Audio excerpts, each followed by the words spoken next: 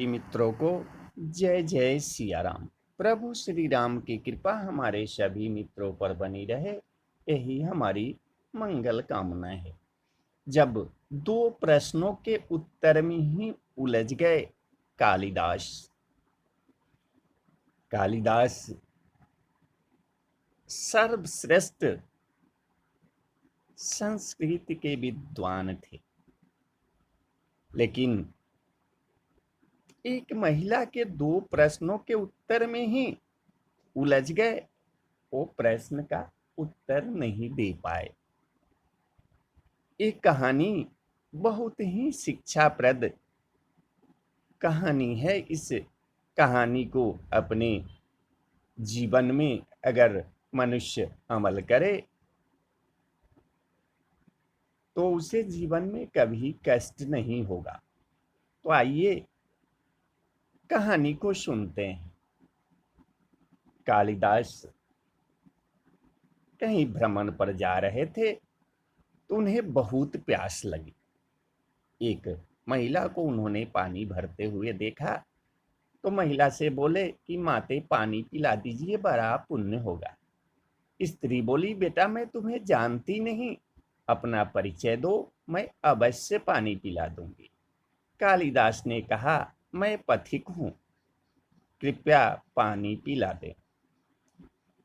स्त्री बोली कि तुम पथिक कैसे हो सकते हो, पथिक तो केवल दो ही है, सूरज और चंद्रमा, जो कभी रुकते नहीं, हमेशा चलते रहते हैं। तो इनमें से कौन हो, सत्य बताओ।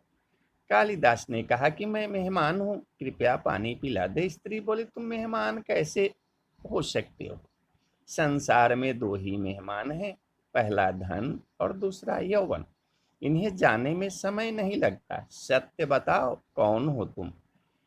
अब तक के तर्क से कालिदास हताश हो चुके थे, पराजित हो चुके थे। तो कालिदास बोले, मैं सहनशील हूँ, अब पानी पिला दे। स्त्री ने कहा, नहीं, सहनशील तो दो ही है, पहली धरती जो पापी पुण्यात्मा सबका बोझ सहती है, उसकी छाती चीरकर बीज बो देने से भी अनाज के भंडार भर देती है, और दूसरे पेड़ जिनको पत्थर मारो फिर भी मीठे फल देते हैं। तुम सहनशील नहीं हो, सच बताओ तुम कौन हो। कालिदास लगभग मूर्छा की स्थिति में आ गए थे।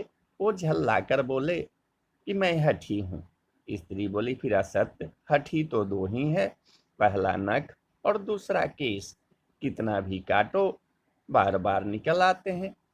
सत्य बोलिए ब्राह्मण, आप कौन हैं। पूरी तरह अपमानित और पराजित हो चुके थे कालिदास। तो कालिदास ने कहा कि मैं तो मूर्ख ही हूँ। स्त्री कहा, नहीं, तुम मूर्ख कैसे हो सकते हो, मूर्ख तो दो ही हैं, पहला राजा तो जो बिना योग्यता के भी सब पर शासन करता है, और दूसरा दरबारी पंडित जो राजा को प्रसन्न करने के लिए गलत बात पर भी तर्क करके उसको सही सिद्ध करने की चेष्टा करता है।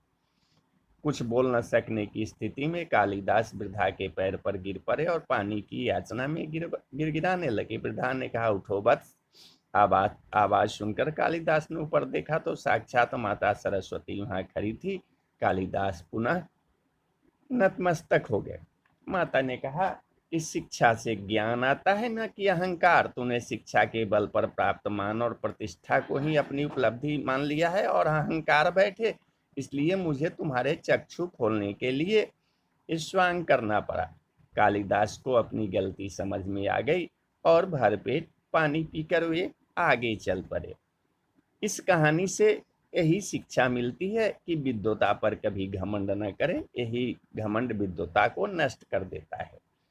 और दो चीज को कभी व्यर्थ नहीं जाने दीजिए, अन्न के कण को और आनंद के क्षण को। तो बोलिए जय जय सिया राम, जय सिया राम।